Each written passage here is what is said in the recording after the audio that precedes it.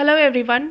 आज से हम पढ़ेंगे BA political science honours paper के डिफरेंट कोर्सेज, जिसमें सबसे पहला कोर्स है बीपीएससी 101 और इसका कोर्स टाइटल है अंडरस्टैंडिंग पॉलिटिकल थ्योरी। तो ये जो कोर्स है ये 3 ब्लॉक में डिवाइडेड है। सबसे पहला ब्लॉक है introducing political theory, second block है अप्रोचेस टू पॉलिटिकल थ्योरी और थर्ड ब्लॉक है द ग्रामर ऑफ डेमोक्रेसी। तो ये कोर्स हम अलग अलग ब्लॉक में बांट के ही पढ़ेंगे, जिसमें सबसे पहला आज हम स्टार्ट करेंगे इंट्रोड्यूसिंग पॉलिटिकल थ्योरी और इसका यूनिट 1 है what is political theory, 2 approaches normative and empirical. जैसे जैसे हम कोर्स में आगे बढ़ते जाएंगे अलग अलग टर्म्स हमें क्लियर होते जाएंगे। तो ये पेपर मैं डायरेक्टली बुक से पढ़ा रही हूँ ताकि आपको समझ आए कि बुक में एक्चुअली लिखा क्या गया है, और ये ऑनर्स पेपर है तो आपको थोड़ा ध्यान से पढ़ना होगा। इसीलिए मेरे पढ़ाने के बाद भी आप इसे बुक से पढ़ेंगे ताकि आपको खुद की एक अंडरस्टैंडिंग डेवलप हो। तो बिना टाइम वेस्ट किए हम अपना ब्लॉक 1 स्टार्ट करते हैं, इंट्रोड्यूसिंग पॉलिटिकल थ्योरी, जिसमें पहला चैप्टर दिया हुआ है what is political theory, 2 approaches normative and empirical. तो ये चैप्टर्स को हम पार्ट वाइज डिवाइड करके पढ़ाएंगे ताकि आपको भी समझने में आसानी हो और मुझे भी पढ़ाने में आसानी हो। ये यूनिट में ऑब्जेक्टिव्स दिए गए हैं। जब भी हम इस पॉलिटिकल थ्योरी को पढ़ेंगे तो हम समझ पाएंगे कि political theory other similar term से कैसे डिफरेंट है। इसके अलावा क्या पॉलिटिकल थ्योरी डेड हो गया है, इसके आंसर हमें चैप्टर्स में मिलेंगे, और अलग अप्रोचेस क्या है पॉलिटिकल थ्योरी को पढ़ने के। तो जब हम ये चैप्टर कंप्लीट करेंगे आपको ये सारे जवाब क्लियर हो जाएंगे। तो टाइम वेस्ट किए बिना हम स्टार्ट करते हैं इंट्रोडक्शन से। पॉलिटिकल थ्योरी कोर एरिया है पॉलिटिकल साइंस में। कोर एरिया यानी कि सेंटर पार्ट है political theory political science subject का। बिना थ्योरी के कोई साइंस हो ही नहीं सकता, इसीलिए ये कोर है। ये सब्जेक्ट यानी कि पॉलिटिकल साइंस बहुत रिसेंट में ही एक एकेडमिक डिसिप्लिन के तौर पे इमर्ज हुआ है।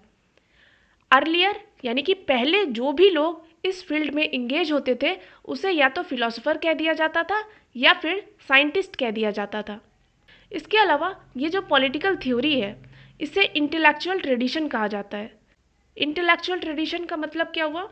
पर्सन्स एबिलिटी टू थिंक, यानी कि लोग किस तरीके से सोचते हैं और वो किस तरीके से कोई भी आइडिया या इंफॉर्मेशन को समझते हैं। तो पॉलिटिकल थ्योरी को डेजिग्नेट किया जाता है इंटेलेक्चुअल ट्रेडिशन से। इसका रीज़न है ये इमीडिएट प्रैक्टिकल कंसर्न से बियॉन्ड जाके सोचने की पॉसिबिलिटीज़ प्रोवाइड करता है। यानी कि पॉलिटिकल स्फेयर में अगर कोई भी प्रॉब्लम्स इमर्ज हुए तो उसका कोई भी प्रैक्टिकल सॉल्यूशन होगा। उनसे बियॉन्ड जाके सोचना, यानी उनके अलावा अगर और भी कोई सॉल्यूशन है तो वो सोचने की कैपेबिलिटी प्रोवाइड करता है पॉलिटिकल थ्योरी। इसके अलावा ये मैन के सोसाइटल एग्जिस्टेंस को क्रिटिकल पर्सपेक्टिव से देखता है। यानी कि कोई भी इंसान अगर सोसाइटी में रह रहा है तो उनको क्रिटिकल पर्सपेक्टिव यानी कि पॉजिटिव और निगेटिव दोनों ही तरीके से उनके एग्जिस्टेंस को दिखाने की काम करता है पॉलिटिकल थ्योरी। ओके, फिर ये जो पॉलिटिकल थ्योरी है ये पॉलिटिकल साइंस ही है फुल सेंस में, क्योंकि कोई भी साइंस बिना थ्योरी के नहीं होता है ना। जो मैं आपको बताई कि ये कोर एरिया है पॉलिटिकल साइंस सब्जेक्ट का। सो पॉलिटिकल थ्योरी जो है वो लेजिटिमेटली और एक्यूरेटली साइनोनिमस हो सकता है पॉलिटिकल साइंस के, यानी कि हम पॉलिटिकल थ्योरी को पॉलिटिकल साइंस से भी डिनोट कर सकते हैं। ओके, अब आगे है political theory and other interrelated terms, यानी कि पॉलिटिकल थ्योरी और कुछ सिमिलर टर्म्स जैसे कि political science, political philosophy, political ideology, ये सारे इंटरचेंजेबली यूज़ होते हैं, लेकिन इनमें कुछ डिस्टिंक्शन है यानी कि कुछ डिफरेंस है। अब सबसे पहले हम देखेंगे पॉलिटिकल साइंस और पॉलिटिकल थ्योरी के बीच में डिफरेंस। अब यहाँ पे पॉलिटिकल थ्योरी और पॉलिटिकल साइंस के बीच डिफरेंस अराइज कब हुआ? जब जनरल शिफ्ट हुआ मॉडर्न साइंस के तरफ, यानी कि जब मॉडर्न साइंस का आइडिया इमर्ज हुआ उस वक्त हम पॉलिटिकल थ्योरी और पॉलिटिकल साइंस में डिफ्रेंशिएट कर सकें। तो पॉलिटिकल साइंस है क्या एक्चुअली में? ये सोशल साइंस का एक डिसिप्लिन है जिसमें हम पढ़ते हैं theory, practice of politics, government system and political behaviour, है ना। तो पॉलिटिकल साइंस ये एक जनरलाइजेशन प्रोवाइड करता है about politics and political behaviour. लेकिन पॉलिटिकल थ्योरी ये रिफ्लेक्ट होता है पॉलिटिकल फिनोमिना में, प्रोसेस में, इंस्टीट्यूशन में और एक्चुअल पॉलिटिकल बिहेवियर में, by subjecting it to philosophical और इथिकल क्राइटेरिया। यानी कि पॉलिटिकल थ्योरी के अंदर हम फिलॉसफी को इंक्लूड करेंगे, यानी कि ये इथिक्स को नहीं छोड़ता। थ्योरी कभी भी निगेटिव टर्म में नहीं दिया जाएगा। और एथिक्स क्या बताता है कि क्या पॉजिटिव है और क्या निगेटिव। तो यहाँ पे थ्योरी के अंदर हम फिलॉसफी यानी कि एथिक्स को इंक्लूड करके बताएंगे कि कोई भी पॉलिटिकल फिनोमिना, प्रोसेस, इंस्टीट्यूशन और पॉलिटिकल बिहेवियर कैसा होना चाहिए। ये कंसीडर करता है question of based political order which is a part of a larger and more fundamental question. यानी कि बेस्ट पॉलिटिकल ऑर्डर क्या होना चाहिए। मैं बताई ना अभी कि इथिकल क्राइटेरिया को ये पॉलिटिकल थ्योरी इंक्लूड करता है, यानी कि पॉजिटिवनेस, क्या पॉजिटिव होना चाहिए, क्या एथिक्स है। तो ये हमेशा बात करेंगे कि बेस्ट पॉलिटिकल ऑर्डर क्या हो सकता है। यानी कि एक ह्यूमन बीइंग एक आइडियल फॉर्म ऑफ लाइफ जो एक लार्ज कम्युनिटी के अंदर स्पेंड करना चाहता है, उस आइडियल फॉर्म को बताते हैं ये पॉलिटिकल थ्योरी। और इस प्रोसेस के दौरान ये आंसर करते हैं इमीडिएट और लोकल क्वेश्चन, और इसके अलावा ये कुछ पेरेनियल इशू को एड्रेस करते हैं, यानी कि ऐसे इशू जो हमेशा ही होते हैं, यानी कि एक ग्लोबल प्रॉब्लम जो टाइम टू टाइम अराइज होते रहते हैं, उनका आइडियल सॉल्यूशन देना, एक बेस्ट पॉलिटिकल ऑर्डर प्रोवाइड करना, ये काम करता है पॉलिटिकल थ्योरी। इसीलिए क्लासिकल टेक्स्ट के स्टडी को एक इम्पॉर्टेंट कंपोनेंट माना जाता है किसी भी डिसिप्लिन में। यानी कि पुराने समय के कुछ टेक्स्ट जब हम क्लासिकल थ्योरी पढ़ते हैं, यानी कि पॉलिटिकल साइंस में भी अलग अलग क्लासिकल थ्योरी है, क्लासिकल थिंकर है, जैसे कि प्लेटो हो गए, अरिस्टो हो गए, ये सब क्लासिकल थिंकर है और इनके थ्योरी इनके अलग अलग टेक्स्ट में कंपाइल किए गए हैं। इसीलिए इनके थ्योरी को पढ़ना एक इम्पॉर्टेंट कंपोनेंट माना जाता है।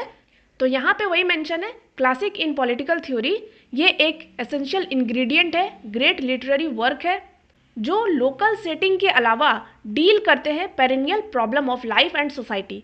यानी कि सोसाइटी और लाइफ में जो भी चले आ रहे सदाबहार प्रॉब्लम्स जिसे हम कह सकते हैं, उनसे ये थ्योरी डील करते हैं। इसके अलावा ये कंटेन करते हैं इटर्नल नॉलेज को और inheritance not of any one culture, place, people और time but of entire human kind. यानी कि यहाँ पे किसी एक पर्टिकुलर कल्चर, किसी एक प्लेस, किसी एक पीपल, किसी एक समय के बारे में बात ना करके पूरे इंटायर ह्यूमन काइंड के लिए थ्योरी उसके एक आइडियल सॉल्यूशन प्रोवाइड करते हैं ये पॉलिटिकल थ्योरी। तो पॉलिटिकल थ्योरी क्या हो गया, ये पॉलिटिकल साइंस का एक सब फील्ड हो गया। पॉलिटिकल साइंस जो है ये एक डिसिप्लिन है, इस डिसिप्लिन के अंदर एक सब फील्ड की तरह इमर्ज हुआ पॉलिटिकल थ्योरी, जो किस पे फोकस करता है, concepts and ideas related to politics. यानी कि पॉलिटिक्स पढ़ते वक्त हमें जिस कॉन्सेप्ट, जिस आइडियाज़ की ज़रूरत है, उस आइडिया को प्रोवाइड करते हैं पॉलिटिकल थ्योरी। और इसके अलावा ये बेस्ट पॉलिटिकल ऑर्डर को कंसीडर करते हैं। ओके, इसके अलावा ये स्पेसिफिक पॉलिटिकल थ्योरी, इसको हमेशा करेक्ट और फाइनल नहीं समझा जा सकता किसी भी इवेंट में। यानी कि अगर कोई भी इवेंट हो रहा है तो उसके लिए किसी भी पॉलिटिकल थ्योरी को हमेशा करेक्ट या फाइनल नहीं समझा जा सकता। कोई भी इवेंट ये हमेशा ओपन होते हैं फ्यूचर इंटरप्रिटेशन के लिए फ्रॉम न्यू व्यू पॉइंट्स। जैसे कि हम रिसर्च करते हैं ना अलग अलग टॉपिक्स पे, तो काफ़ी टॉपिक्स पे पहले से ही रिसर्च किया हुआ होता है, फिर भी उस टॉपिक पे आगे रिसर्च होती है। इसका रीज़न यही है कि किसी भी इवेंट को हम करेक्ट और फाइनल नहीं मान सकते। और क्यों नहीं मान सकते, क्योंकि हर एक लोगों की अलग अलग व्यू पॉइंट है, और अलग अलग व्यू पॉइंट से अगर हम चीज़ों को सोचेंगे तो वो अलग चीज़ें दिखाएंगे। तो इसीलिए ये हमेशा ओपन होते हैं फ्यूचर इंटरप्रिटेशन के लिए। इससे हम एक्सप्लेन कर सकते हैं और एनालाइज कर सकते हैं इवेंट को एक पर्टिकुलर स्टैंड पॉइंट से और कंसर्न इन पॉलिटिकल लाइफ। यानी कि किसी भी इवेंट को हम एक अलग नज़रिए से एक्सप्लेन और एनालाइज कर सकते हैं और बता सकते हैं कि पॉलिटिकल लाइफ में इसका क्या कंसर्न है। यानी अलग अलग लोग अलग अलग तरह से इंटरप्रेट करेंगे चीज़ों को, तो हमें और क्लियर पॉइंट मिलेंगे। करेक्ट। तो वही चीज़ यहाँ पे कहा जा रहा है, पॉलिटिकल थ्योरी क्रिटिकल है अपने इंडेवर में। क्रिटिकल इन द सेंस कि वो हमेशा इंटरप्रेट हो सकते हैं आगे, और ये एक अकाउंट प्रोवाइड करते हैं पॉलिटिक्स में जो कि ऑर्डिनरी पीपल के थॉट से बहुत बियॉन्ड है। ओके। वैसे तो पॉलिटिकल थ्योरी और पॉलिटिकल साइंस के बीच कोई टेंशन नहीं है, देयर इज़ नो टेंशन। तो फिर इसे डिफ्रेंशिएट क्यों किया गया? क्योंकि ये डिफर होते हैं in terms of their boundaries and jurisdiction and not in their aim. यानी दोनों का एम जो है वो पॉजिटिव ही है, दोनों का एम जो है आइडियल सॉल्यूशन ही प्रोवाइड करना है, लेकिन ये अपने बाउंड्रीज और जुरिस्डिक्शन में डिफर करते हैं। क्योंकि थ्योरी जो है वो बस थ्योरी तक ही सीमित रहेंगे, लेकिन पॉलिटिकल साइंस रियल सेंस में ग्राउंड लेवल पे अप्लाई किया जाता है। ओके। तो वही बाउंड्री जो है इसे डिफर करता है, लेकिन एम जो है दोनों का एक ही है। ओके। पॉलिटिकल थ्योरी ये आइडिया सप्लाई करता है, कॉन्सेप्ट सप्लाई करता है, और अलग अलग थ्योरी सप्लाई करते हैं for the purpose of analysis, description, explanation and criticism. यानी कि हम कोई भी टॉपिक्स को पढ़ेंगे तो उसे किस तरीके से एनालाइज करेंगे, उसे किस तरीके से हम डिस्क्राइब करेंगे, किस तरीके से उस चीज़ों को एक्सप्लेन करेंगे, किस तरीके से उसके पॉजिटिव और निगेटिव चीज़ों को लेकर उसे क्रिटिसाइज करेंगे, इसके लिए हमें पॉलिटिकल थ्योरीज आइडिया सप्लाई करते हैं। ओके। जो कि हम बाद में इनकॉर्पोरेट करते हैं पॉलिटिकल साइंस में।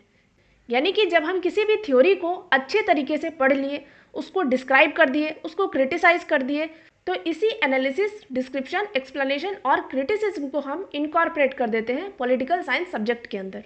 क्योंकि अलग अलग थ्योरीज जब हम पढ़ते हैं तो उसके अंदर हम ये सारे चीज़ को ही इनकॉर्पोरेट करते हैं।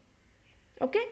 तो यहाँ पर से आपको पॉलिटिकल साइंस और पॉलिटिकल थ्योरी के बीच डिफरेंस अच्छे से समझ आ गए होंगे। अब आगे हम पढ़ेंगे पॉलिटिकल फिलॉसफी। तो पॉलिटिकल फिलॉसफी हमें जनरल आंसर प्रोवाइड करते हैं किसी भी क्वेश्चन को लेके। यानी कि व्हाट इज़ जस्टिस, ये एक क्वेश्चन है, इसको हम जनरल तरीके से कैसे आंसर करेंगे ये हमें फिलॉसफी प्रोवाइड करती है। इसके अलावा ये अदर कॉन्सेप्ट को भी डील करती है। तो पॉलिटिकल फिलॉसफी को अगर अच्छे तरीके से बताया जाए तो बेसिकली ये डिफ्रेंशिएट करती है बिटवीन इज एंड आउट, यानी कि क्या है और क्या होना चाहिए। तो यहाँ पे जो चाहिए वाला पोर्शन है इसको ज़्यादा फोकस करती है फिलॉसफी, यानी कि आइडियल पर्सपेक्टिव, एक मॉरल टर्म में कैसे देखा जाए किसी भी क्वेश्चन को, उसकी आंसर हमें प्रोवाइड करते हैं पॉलिटिकल फिलॉसफी। जैसे कि व्हाट इज़ जस्टिस, तो अलग अलग लोग अलग अलग जवाब देंगे कि ये जस्टिस है, लेकिन एक्चुअल सेंस में क्या होना चाहिए, what ought to be, that is defined by political philosophy. इसके अलावा ये पॉलिटिक्स के लार्जर इशू को डील करते हैं। ओके। तो पॉलिटिकल फिलॉसफी ये पार्ट है नॉर्मेटिव पॉलिटिकल थ्योरी के। नॉर्मेटिव यानी कि मॉरल सेंस, क्या राइट है और क्या रॉन्ग है, ये पॉलिटिकल फिलॉसफी डील करती है। इसके अलावा ये अटेम्प्ट करती है to establish inter relationship between concept, यानी दो कॉन्सेप्ट के बीच में क्या इंटर रिलेशनशिप है, जैसे कि जस्टिस, ओके, और इक्वालिटी, इन दोनों के बीच में क्या रिलेशन है, इसको इस्टेब्लिश करती है, इसको बताती है पॉलिटिकल फिलॉसफी। कभी कभी कह दिया जाता है कि सारे पॉलिटिकल फिलॉसफर जो है वो थियोरिस्ट हैं, क्योंकि वो बता रहे हैं ना कि क्या जस्टिस होने चाहिए, क्या इक्वालिटी होनी चाहिए, तो वो थ्योरी दे रहे हैं अपने, इसीलिए पॉलिटिकल फिलॉसफर को थ्योरिस्ट कहा जाता है। लेकिन पॉलिटिकल थ्योरिस्ट को फिलॉसफर नहीं कहा जाता, क्योंकि पॉलिटिकल थ्योरिस्ट जो है वो कोई थ्योरी दे दिए, पर ज़रूरी तो नहीं कि एक्चुअली में वैसा ही होना चाहिए। तो जो मॉरल टर्म को इंक्लूड करे, जो एक आइडियल स्टैंडर्ड को अपने थ्योरी के अंदर इंक्लूड करे, वो सारे फिलोसोफर है। यानी बेसिकली जो मैक्सिमम से मैक्सिमम लोग अडॉप्ट कर सके और उसके अंदर एक मॉरल सेंस दिखे, वही है पॉलिटिकल फिलॉसफी। तो ज़रूरी नहीं कि कोई थ्योरी अगर है तो उसमें मॉरल सेंस दिखे, इसीलिए पॉलिटिकल थ्योरिस्ट को पॉलिटिकल फिलॉसफर नहीं कहा जा सकता, लेकिन पॉलिटिकल फिलॉसफर को थ्योरिस्ट कहा जा सकता है। ओके। पॉलिटिकल फिलॉसफी जो है ये एक कॉम्प्लेक्स एक्टिविटी है, यानी कि आप समझो, आप अलग अलग लोगों को समझोगे, उसे एनालाइज करोगे अपने तरीके से, तो शायद आपको थ्योरी समझ ना आए, उनकी फिलॉसफी समझ ना आए, लेकिन इसे बेस्ट तरीके से समझा जा सकता है अगर इसे आप एनालाइज करो in the way that acknowledged masters have practised it. यानी कि सपोज प्लेटो कोई थ्योरी दिए, ओके, तो प्लेटो की थ्योरी को आप अपने तरीके से इंटरप्रेट करके समझोगे तो शायद आपको कोई चीज़ समझ ना आए या फिर कोई चीज़ आप गलत तरीके से इंटरप्रेट कर लो।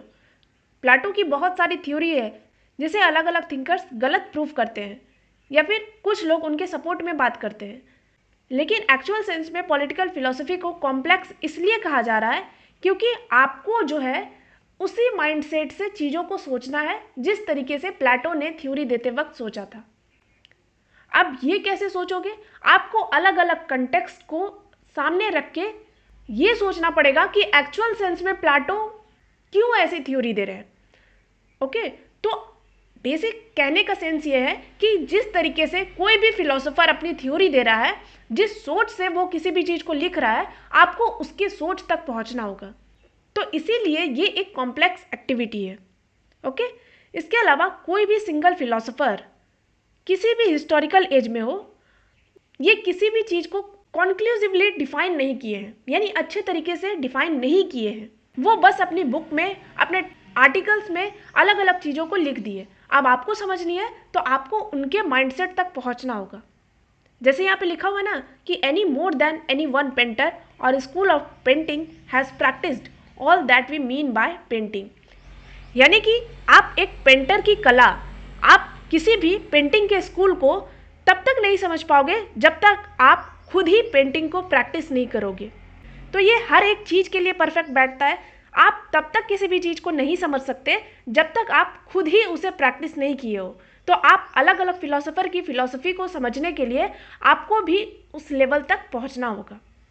ठीक है, तो यहाँ पर से आपको पॉलिटिकल साइंस, पॉलिटिकल थ्योरी और पॉलिटिकल फिलॉसफी 3 टर्म अच्छे से क्लियर हो गए होंगे। अगला है पॉलिटिकल थॉट। तो पॉलिटिकल थॉट जो है ये एक हिस्टोरिकल स्टडी है आइडियाज़ की, थ्योरीज के या फिर कॉन्सेप्ट के, यानी कि बेसिकली हिस्टोरिकल स्टडी। जैसे हम प्लेटो का एग्जांपल लिए तो प्लेटो तो बहुत पहले की बात है ना, तो उनके आइडिया को, उनके थ्योरी को और उनके कॉन्सेप्ट को स्टडी करना, यानी कि बेसिकली हम कह सकते हैं कि एक हिस्टोरिकल स्टडी हो गया इस आइडिया, थ्योरी और कॉन्सेप्ट का, जो पॉलिटिकल सिस्टम और सोसाइटी को through out the history shape provide करते आ रहा है। यानी अपने डिफरेंट राइटिंग से अपने आइडियाज़ प्रोवाइड करके पॉलिटिकल सिस्टम को वो एक आंसर प्रोवाइड करते आ रहा है। ओके, तो पॉलिटिकल थॉट जो है ये होल कम्युनिटी के थॉट हो सकते हैं, जिसके अंदर इंक्लूडेड होता है writings and speeches of articulate section. यानी बेसिकली क्या है कि होल कम्युनिटी के थॉट को रेफर करता है पॉलिटिकल थॉट। अब होल कम्युनिटी के थॉट को हम पढ़ेंगे कैसे? तो राइटिंग्स और स्पीच के थ्रू पढ़ेंगे, यानी कि जो लोग कुछ लिखे होंगे उसी के थ्रू हम समझेंगे ना कि उनकी थॉट क्या है। और ये थॉट किसी भी लोगों के हो सकते हैं, जैसे कि प्रोफेशनल पॉलिटिशियन हो सकते हैं या फिर पॉलिटिकल कमेंटेटर हो सकते हैं, सोसाइटी रिफॉर्मर्स या फिर कोई भी ऑर्डिनरी पर्सन हो सकता है कम्युनिटी के। अब ये थॉट जो है ये political treatise, scholarly article, speech, government policies and decision, poems and prose, इन सब के फॉर्म में हो सकता है। यानी कि हम क्या समझे कि ये होल कम्युनिटी के थॉट है, जैसे कि राइटिंग और स्पीच किसी भी पर्टिकुलर सेक्शन के। अब इस पर्टिकुलर सेक्शन में अलग अलग पॉलिटिशियन, कमेंटेटर, ऑर्डिनरी पर्सन, ये सारे आ रहे हैं। अब ये सारे अपने राइटिंग्स को अलग अलग तरीके से लिख कर डायरेक्ट कर रहे हैं। ओके, तो थॉट जो होते हैं ये टाइम बाउंड होते हैं।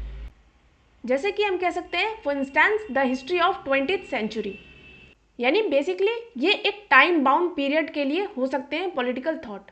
यानी कि जब आप सब्जेक्ट के अंदर आप डीपली पढ़ोगे इस ऑनर्स पेपर को, तो यहाँ पे चैप्टर्स को भी डिवाइड किया गया है, classical political thought, modern political thought.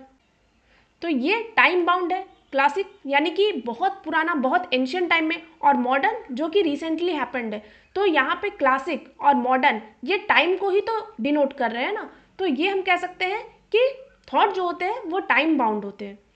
और थॉट में आपको बस यही याद रखना है कि ये हिस्टोरिकल स्टडी है। Historical study of ideas, theories and concept, और ये टाइम बाउंड है, ठीक है ना। अब आगे पॉलिटिकल थ्योरी जो है ये रेफर करता है स्पेक्यूलेशन बाय सिंगल इंडिविजुअल, यानी कि आप समझो कि कोई भी मॉडल ऑफ एक्सप्लेनेशन है, यानी कि कोई भी एक पर्टिकुलर सिचुएशन में किसी भी चीज़ को एक्सप्लेन अगर कोई एक सिंगल इंडिविजुअल कर रहा है, अपनी एक पर्टिकुलर थॉट दे रहा है, यहाँ पे जो एक्सप्लेनेशन है वो एक सिंगल इंडिविजुअल प्रोवाइड कर रहा है, जो कि पॉलिटिकल थ्योरी को डिनोट करता है। और यहाँ लिखा है अनलाइक थॉट, तो यहाँ पे जब आप पढ़े तो यहाँ पे क्या देखा कि थॉट जो है ये होल कम्युनिटी को दर्शाता है, और पॉलिटिकल थ्योरी सिंगल इंडिविजुअल की एक आर्टिकुलेशन है। सिंगल इंडिविजुअल अगर किसी भी फेनोमेना को एक्सप्लेन कर रहा है वो पॉलिटिकल थ्योरी के अंदर इंक्लूड होंगे। ओके, यहाँ पे ये कंसिस्ट करता है theories of institution including that of the state law, representation end of election, यानी कि सिंगल इंडिविजुअल अगर किसी भी इंस्टीट्यूशन की थ्योरी प्रोवाइड करता है, अब इंस्टीट्यूशन के अंदर ही आता है ना state law, representation end of election, तो ये थ्योरी अगर कोई एक सिंगल इंडिविजुअल प्रोवाइड कर रहा है तो वो पॉलिटिकल थ्योरी में इंक्लूड होंगे। अब यहाँ पे सिंगल इंडिविजुअल अगर किसी भी चीज़ को स्टडी कर रहा है, उसे एक्सप्लेन कर रहा है, तो उसकी मोड ऑफ इंक्वायरी जो है, यानी कि वो इंक्वायर किस तरीके से करेंगे, वो या तो कंपैरेटिव हो सकता है या एक्सप्लेनेटरी। कंपैरेटिव यानी जैसे सपोज कोई भी इलेक्शन, अब दो डिफरेंट कंट्री के इलेक्शन को अगर वो कंपेयर करके स्टडी कर रहे हैं तो वो कंपैरेटिव हो गया, और डायरेक्टली अगर चीज़ों को एक्सप्लेन कर रहे हैं तो वो एक्सप्लेनेटरी हो गया। तो ये पॉलिटिकल थ्योरी जो है ये हमें एक्सप्लेन करते हैं किसी भी एटीट्यूड को और किसी भी एक्शन को जो कि एक ऑर्डिनरी पॉलिटिकल लाइफ से राइज होते हैं, यानी कि डे टू डे जो भी पॉलिटिकल चीज़ें हो रहे हैं उनके एटीट्यूड को, उनके एक्शन को एक्सप्लेन करते हैं पॉलिटिकल थ्योरी, और एक पर्टिकुलर कंटेक्स्ट में उनके जनरल आइडियाज प्रोवाइड करते हैं। तो यहाँ लिखा है ना, to generalise about them in a particular context. Suppose कोई भी चीज़ें हो रहे हैं और वहाँ पे एक सिचुएशन बन रहा है, तो वो एक पर्टिकुलर सिचुएशन जो बना वही है पर्टिकुलर कंटेक्स्ट, और उस सिचुएशन के अंदर जो भी हमें सॉल्यूशन मिले उसको जनरल तरीके से एक्सप्लेन कर देता है ये पॉलिटिकल थ्योरी। जैसे सपोज आप एग्जाम्पल लो कि किसी भी वार के टाइम पे बहुत ज़्यादा पॉल्यूशन होता है, तो यहाँ पे हम क्या किए, एक पर्टिकुलर कंटेक्स्ट लिए कि वार हो रहा है, और वार के वक्त जो भी प्रॉब्लम्स आ रहे हैं उनके बारे में हम जनरलाइजेशन कर दिए, ठीक है। तो ये जनरलाइजेशन जो है ये एक पर्टिकुलर कंटेक्स्ट में हुआ कि जब भी वार होता है तो ये डिफरेंट डिफरेंट प्रॉब्लम्स इमर्ज होते हैं, तो इसी एक्शन को एक्सप्लेन करता है पॉलिटिकल थ्योरी, और एक पर्टिकुलर कंटेक्स्ट में अपने आइडिया को प्रोवाइड करता है। तो ये पॉलिटिकल थ्योरी कंसर्न है relationship between concept and circumstances. तो वार के टाइम पे अलग अलग चीज़ें जो हो रही है वो हो गए इनके कॉन्सेप्ट, और सर्कमस्टांसेस क्या है कि वार हो रहा है। तो यहाँ पे कॉन्सेप्ट और सर्कमस्टांसेस के रिलेशनशिप को डिनोट कर रहा है पॉलिटिकल थ्योरी, इनके बारे में कंसर्न है। तो सपोज ये वार अगर अलग तरीके से हो तो अलग अलग प्रॉब्लम्स इमर्ज होंगे, उनके अलग सॉल्यूशन होंगे। तो जैसे ही सर्कमस्टांसेस चेंज होता है, जैसे ही कंटेक्स्ट बदलता है, तो अलग कॉन्सेप्ट डेवलप हो जाएंगे, तो अलग सॉल्यूशन हमें मिलेंगे, है ना। तो ये यहाँ पे इसीलिए कहा गया है कि पॉलिटिकल थ्योरी जो है वो कंसर्न है about relationship between concept and circumstances. तो यहाँ पे वार के बारे में मैंने एग्जाम्पल से समझाया। तो सपोज समझ लो जिस वार को हम जानते हैं, जैसे कि जिसमें बॉम्ब फट रहे हैं, पॉल्यूशन हो रहे हैं, और दूसरे कंटेक्स्ट में सोचो कि ये वार इस तरीके का वार नहीं है कि गोले बारूद फेंके जा रहे हैं, ये एक बायो वार है। तो यहाँ पे सिचुएशन डिफरेंट ही दिखेंगे, यहाँ पे पॉल्यूशन नहीं होगा, यहाँ पे भी लोगों की जान जाएगी, लेकिन सर्कमस्टांसेस अलग होंगे, प्रॉब्लम्स अलग होंगे, तो सॉल्यूशन भी अलग आएंगे, है ना। इसके अलावा आगे मेंशन है ना पॉलिटिकल फिलॉसफी। मैंने क्या बताया, पॉलिटिकल फिलॉसफी मॉरल टर्म को डिनोट करते हैं। तो पॉलिटिकल फिलॉसफी जो है ये जितने भी पॉलिटिकल थ्योरीज के बीच में अगर कोई कॉन्फ्लिक्ट है उसे रिजॉल्व करने का, उसे समझने का अटेम्प्ट करता है। जिसे हम इक्वली एक्सेप्टेबल मानते हैं किसी भी गिवन सर्कमस्टांसेस में।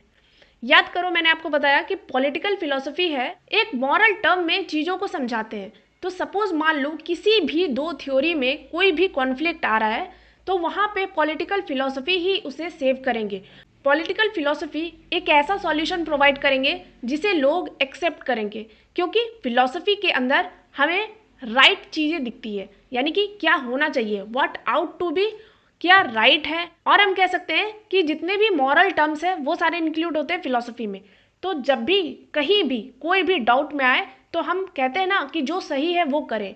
तो सही कौन बताता है? फिलॉसफी बताता है। इसीलिए यहाँ पे कहा जा रहा है कि ये हमें थ्योरीज के बीच जब भी कॉन्फ्लिक्ट होता है तो फिलॉसफी जो है वो अटेम्प्ट करता है इसे रिजॉल्व करने को और समझने में। ओके, अब नेक्स्ट है पॉलिटिकल आइडियोलॉजी। ये एक सिस्टमेटिक और एम्ब्रेसिंग डॉक्ट्रीन है।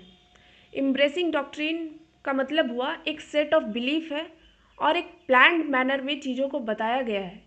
तो आइडियोलॉजी जो है ये हमें कंप्लीट और यूनिवर्सली एप्लीकेबल थ्योरी देती है ह्यूमन नेचर और सोसाइटी के बारे में with a detailed programme of attaining it. यहाँ पे मैंने बताया ना कि ये एक सिस्टमेटिक सेट ऑफ बिलीफ है और यूनिवर्सली एप्लीकेबल थ्योरी है। तो पॉलिटिकल आइडियोलॉजी को ऐसा इसलिए कहा जा रहा है क्योंकि ये अपने साथ एक प्रोग्राम लाती है, वो भी डिटेल में, जिसके थ्रू आप किसी भी चीज़ को अचीव कर सको। यानी कि आप सपोज कोई गोल रखे हो, ओके, इस गोल में आपको इसे अचीव करने के लिए सिर्फ थ्योरी ही प्रोवाइड नहीं किया जाएगा, यानी सिर्फ आपको बताया नहीं जाएगा, कुछ आइडियाज़ नहीं दे दिए जाएंगे कि ये गोल है क्या, बल्कि इसके साथ एक डिटेल प्रोग्राम आएगा। उस प्रोग्राम के थ्रू आप इस गोल को अचीव कर सकते हो। यही है पॉलिटिकल आइडियोलॉजी। और इसका बेस्ट एग्जाम्पल है मार्क्सिज्म। मार्क्सिज्म अपनी आइडियोलॉजी में सिर्फ थ्योरी ही नहीं देते बल्कि एक डिटेल प्रोग्राम देते हैं जिसके थ्रू आप मार्क्सिज्म के गोल को अचीव कर सकते हो। जैसे मार्क्सिज्म का जो गोल है वो है कम्युनिस्ट सोसाइटी को इस्टेब्लिश करना, ठीक है।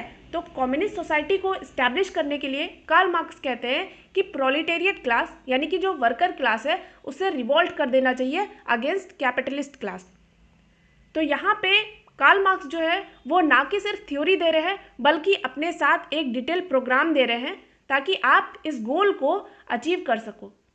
ओके, तो पॉलिटिकल आइडियोलॉजी इसी बारे में बात करते हैं। इसके अलावा एक फैक्ट है कि जॉन लॉक जो है इसे फादर ऑफ मॉडर्न आइडियोलॉजी कहा जाता है। इसके अलावा यहाँ पे बताया जा रहा है कि पॉलिटिकल आइडियोलॉजी जो है इसे पॉलिटिकल फिलॉसफी कह सकते हैं, लेकिन रिवर्स, यानी कि पॉलिटिकल फिलॉसफी को पॉलिटिकल आइडियोलॉजी नहीं कहा जा सकता। अब इसका रीज़न यही है कि फिलॉसफी के बारे में मैं आपको बताई थी कि हमें बताते हैं कि इज और आउट में क्या डिफरेंस है और क्या होना चाहिए, इस पे फोकस करता है पॉलिटिकल फिलॉसफी। तो याद करो, मैंने आइडियोलॉजी के बारे में बताया कि ये आपको एक डिटेल प्रोग्राम देते हैं। तो डिटेल प्रोग्राम जब भी देंगे तो क्लियर है उनके पास कि हमें ऐसा ही करना चाहिए, तभी जाके हम अपने गोल को अचीव कर सकेंगे। ओके ना। तो यहाँ पे पॉलिटिकल आइडियोलॉजी को पॉलिटिकल फिलॉसफी इसी वजह से कहा जा रहा है क्योंकि वो पहले से फिक्स कर लिए है कि हमें इसी रूट को फॉलो करना है, हमें यही करने चाहिए। इसीलिए पॉलिटिकल आइडियोलॉजी को पॉलिटिकल फिलॉसफी कहा जा रहा है। लेकिन फिलॉसफी आइडियोलॉजी नहीं कहलाया जा सकता क्योंकि ज़रूरी नहीं जो होने चाहिए वही सही रास्ता हो हमें गोल तक पहुँचाने का। ओके, कभी कभी हमें गलत रूट फॉलो करके भी गोल अचीव होते हैं। तो फिलॉसफी कभी भी इस बात को एक्सेप्ट नहीं करेगी, इसीलिए फिलॉसफी कभी भी आइडियोलॉजी नहीं हो सकता, लेकिन आइडियोलॉजी को फिलॉसफी कहा जा सकता है। अब 20th सेंचुरी के टाइम पे बहुत सारे आइडियोलॉजीज इमर्ज हुए, जैसे कि फासिज्म, नाजिज्म, कम्युनिज्म, लिबरलिज्म। जब ये आइडिया आप पढ़ोगे तो आपको लगेगा कि ये कुछ बता नहीं रहे बल्कि एक डिटेल प्रोग्राम भी दे रहे हैं कि कैसे आप इसके गोल को अचीव करो। जैसे नाजिज्म ही है, फासिज्म ही है, तो इनका एक गोल था ना अपने नेशन स्टेट को सुपीरियर बनाने का। अब उसके लिए इसे जहाँ जहाँ से जो कुछ भी सही लगता गया वो अपनी थ्योरी में इंक्लूड करके जस्टिफाई करते रहे कि हमें अपने गोल तक कैसे अचीव करना है। उसी तरीके से लिबरलिज्म, ये फ्री मार्केट का आइडिया देते हैं, तो फ्री मार्केट कैसे अचीव करना है वो एक डिटेल प्रोग्राम के साथ आता है। वैसे ही कम्युनिज्म है जो कि मार्क्स का थ्योरी है, अभी मैं आपको तुरंत बताई। तो ये सारे चीज़ जो है वो एक डिटेल प्रोग्राम के साथ आते हैं, इसीलिए इसे पॉलिटिकल आइडियोलॉजी कहा जाता है। और आइडियोलॉजी को पहचानने का एक तरीका ये भी है कि पीछे में हमें वर्ड मिलेंगे ISM, समझ गए। इसके अलावा पॉलिटिकल आइडियोलॉजी जो है इसके कुछ डिस्टिंक्टिव ट्रेट है, यानी कुछ बेसिक कैरेक्टरिस्टिक है, जैसे कि इसकी डॉगमेटिज्म, जो कि पॉलिटिकल फिलॉसफी से बिल्कुल ही अपोजिट है। यानी कि आइडियोलॉजी जो है ये डॉगमेटिज्म को प्रमोट कर रहे हैं। डॉगमेटिज्म का मतलब होता है कोई भी फैक्ट की तरह चीज़ों को बता देना, यानी कि आप कोई भी फैक्ट बता रहे हो, कोई भी प्रिंसिपल दे रहे हो विदाउट एनी एविडेंस, यानी कि आपको कोई एविडेंस से प्रूफ नहीं करना, बस आपको फैक्ट की तरह चीज़ों को बता देना है कि यही सच्चाई है।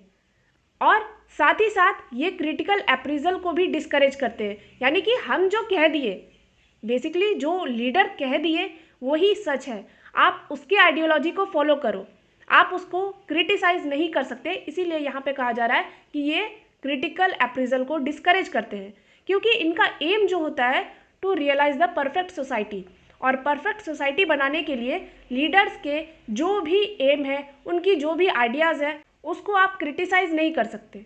ओके ना। तो इसका बेस्ट एग्जाम्पल है फासिज्म और नाजिज्म।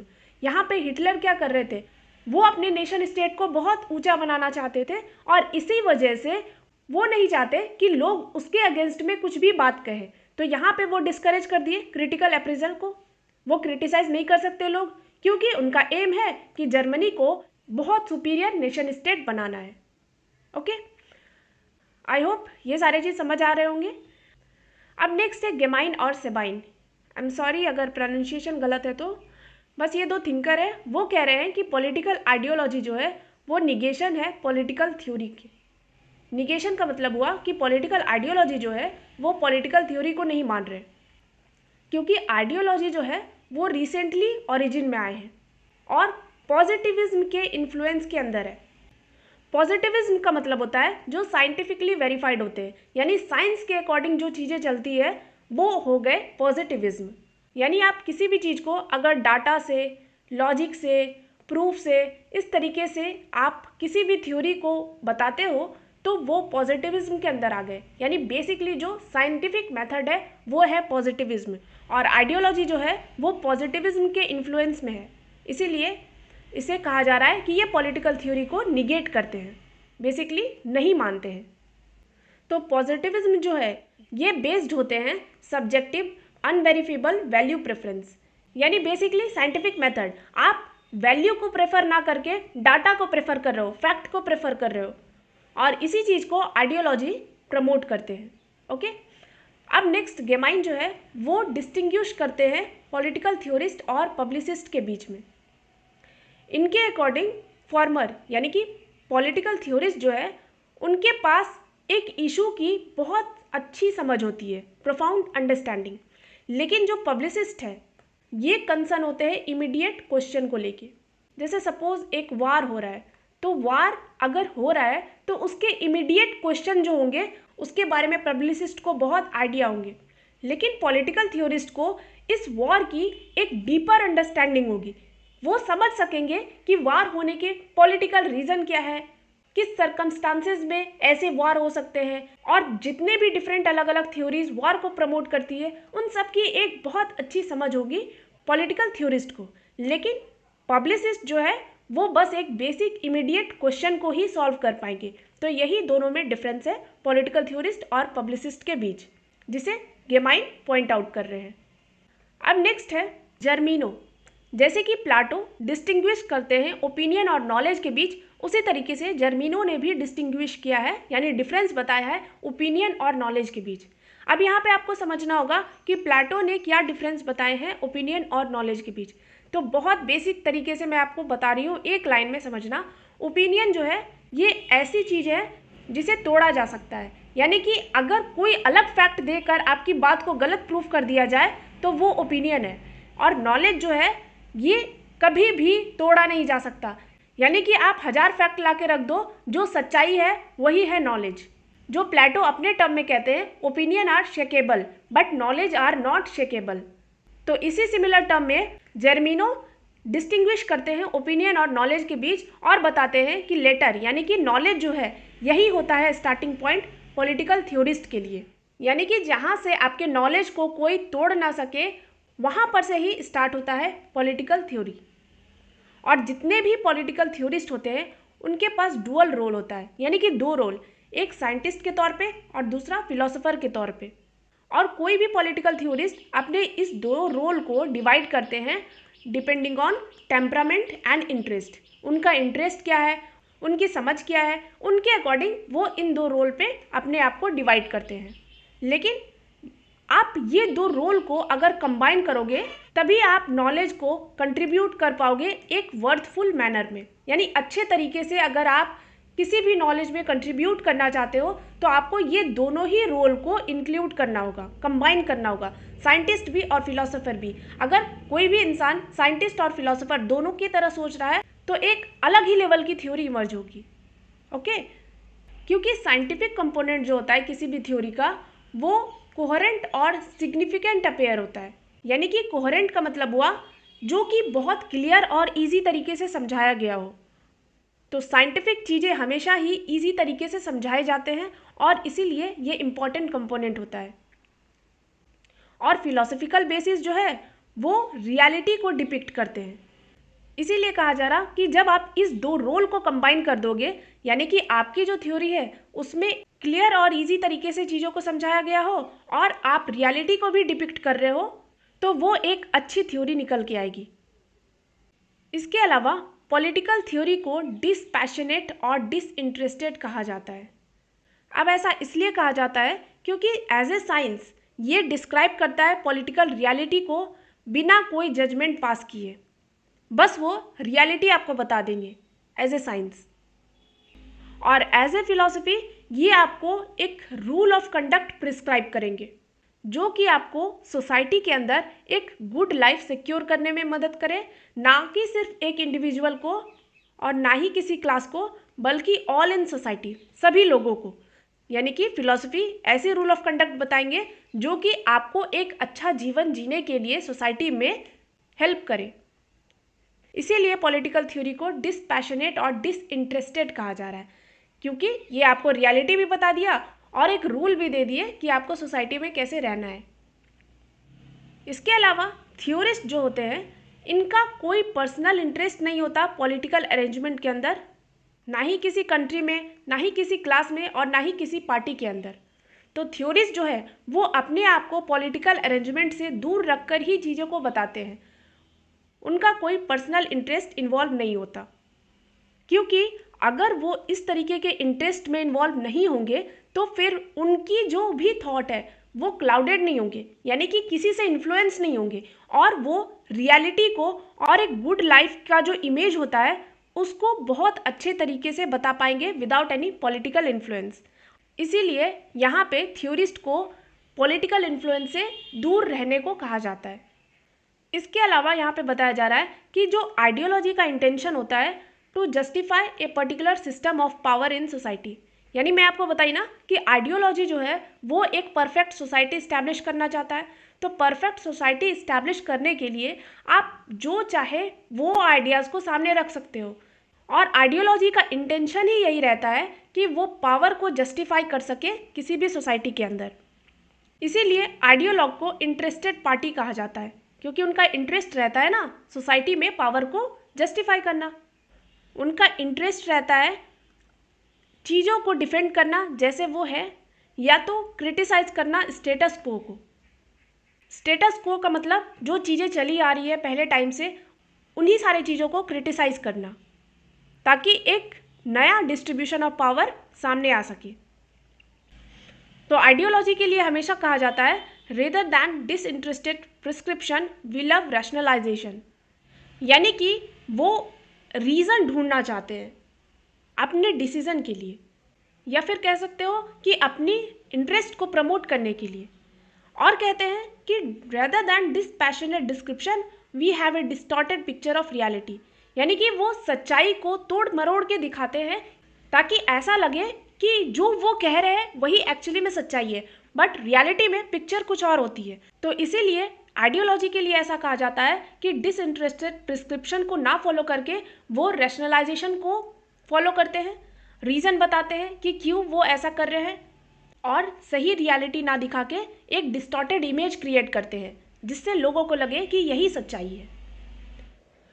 तो इस टॉपिक में जहाँ पे हम डिफरेंट टर्म्स को समझ रहे थे, बस इतना ही दिया हुआ था। अब आगे के जो भी है वो मैं नेक्स्ट वीडियो में बताऊंगी, लेकिन इससे पहले मैं आपको शॉर्ट वे में समराइज़ करा देती हूँ, वरना आपको सभी कुछ एक जैसे ही लगेंगे। ऐसा लगेगा कि सब कुछ तो एक सा ही था, फिर सारे में डिफरेंस क्या है। तो इसके लिए मैं आपको शॉर्ट वे में थोड़ा सा समराइज़ करा देती हूँ कि एक्चुअली में सारे टर्म्स में क्या डिफरेंस है। तो पॉलिटिकल साइंस जो है वो सोशल साइंस का एक डिसिप्लिन है जिसमें हम अलग अलग थ्योरी को पढ़ते हैं, प्रैक्टिस ऑफ पॉलिटिक्स को पढ़ते हैं, गवर्नमेंट सिस्टम को पढ़ते हैं, या फिर पॉलिटिकल बिहेवियर को पढ़ते हैं। इसके अलावा ये हमें एक जनरलाइजेशन या फिर लॉ प्रोवाइड करते हैं पॉलिटिक्स और पॉलिटिकल बिहेवियर को लेकर। तो ये था पॉलिटिकल साइंस। नेक्स्ट है पॉलिटिकल थ्योरी। ये पॉलिटिकल साइंस का सब फील्ड था जिसमें हम फोकस करते हैं थियोरेटिकल फ्रेमवर्क पे, कॉन्सेप्ट पे और आइडियाज़ जो कि पॉलिटिक्स से रिलेटेड है। और इसके अंदर हम कंसीडर करते हैं question of best political order.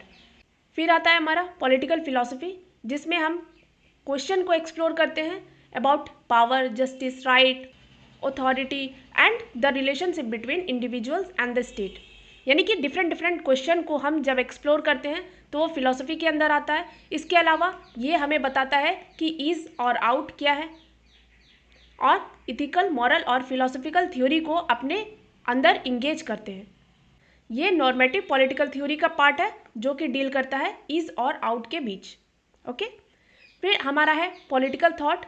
ये एक हिस्टोरिकल स्टडी है about ideas, theories and concept जो कि पॉलिटिकल सिस्टम को शेप प्रोवाइड करते हैं थ्रू आउट द हिस्ट्री। इसके अलावा ये थॉट है होल कम्युनिटी के। मैं आपको बताई थी कि होल कम्युनिटी जब आएगा तो वो पॉलिटिकल थॉट है, और इंडिविजुअल पर्टिकुलरली कोई थ्योरी दे रहे हैं तो वो पॉलिटिकल थ्योरी के अंदर आएगा। तो होल कम्युनिटी के थॉट वो हम इन राइटिंग के फॉर्म में, स्पीच के फॉर्म में अलग अलग सेक्शन के लोगों को जब पढ़ते हैं तो हम कह देंगे कि वो पॉलिटिकल थॉट है।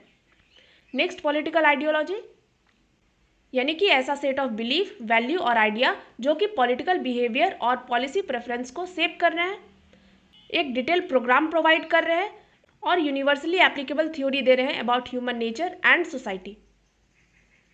इसके अलावा ये क्रिटिसाइज करने को डिस्करेज करते हैं और इनका इंटेंशन होता है to justify particular system of power. तो ये सारे थे basic difference between all the terms. तो आज की क्लास में मैं आपको objective, introduction, political theory and other interrelated terms को अच्छे से क्लियर कर दी। अब नेक्स्ट क्लास में मैं आगे के टॉपिक्स को क्लियर करूंगी, क्योंकि वीडियोस काफ़ी लंबा हो गया तो शायद थोड़ा बोरिंग लगने लगे, इसीलिए मैं आज के वीडियो को यहीं पे रोकती हूँ। आई होप आपको सारे ही कॉन्सेप्ट क्लियर हो जाएंगे। फिर भी कहीं भी कोई डाउट बचता है तो आप मुझे कमेंट सेक्शन में बता सकते हैं, और इसके अलावा मैं वीडियोस को और कैसे इम्प्रूव कर सकती हूँ ये भी आप मुझे सजेस्ट कर सकते हैं। तो आज के लिए बस इतना ही। Thank you so much. Take care.